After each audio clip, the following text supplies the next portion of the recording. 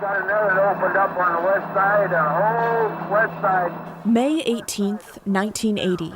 The deadly eruption of Mt-St-Helens, flattening miles of forest and sending ash across the Pacific Northwest. Michael Cairns, it was very eerie. It was extremely quiet. Remembers it well. We knew it was going to blow at some point, and we just didn't expect it to blow the day that it did. A Vietnam vet turned pilot for the U.S. National Guard, Cairns was at his first training camp in Washington just days before the disaster. We got up Sunday morning, had some coffee, and went to the briefing room. And at about 8:45, I think the first call came in from National Guard headquarters, letting us know the mountain had blown its top and to get everything out of there if we could. He experienced the eruption from a vantage point few others had, his helicopter flying through the ash-filled sky. It sounded like bullets hitting your aircraft. So we were looking to the west, and we saw maybe the meanest looking dark black cloud I've ever seen.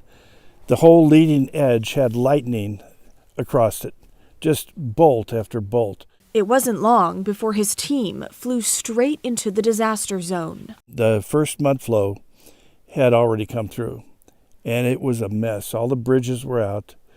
Mud was everywhere. An avid photographer, Cairns, had his camera on board. And there were just too many sights that I didn't want to miss. The plume, the ash, the aftermath. Now, 45 years later. This is the cover to the book. And for the first time, it's called Under the Ash. He's publishing the dramatic images. What I saw during the 6 weeks I was flying, search, rescue, and recovery. I have a daughter and a son, Kim and Michael, and they said, "Dad, you're going to die someday. You're getting older. Why don't you do something about your legacy?" These photographs tell the story of that legacy through the lens of someone on the front lines. So this is 4 days after the eruption, and that's what it looked like. His missions quickly turned from search to recovery. So we knew that we weren't going to find anybody alive, and this was another logger that was found in the middle of the Toutle River on a log in the middle of the mud flow.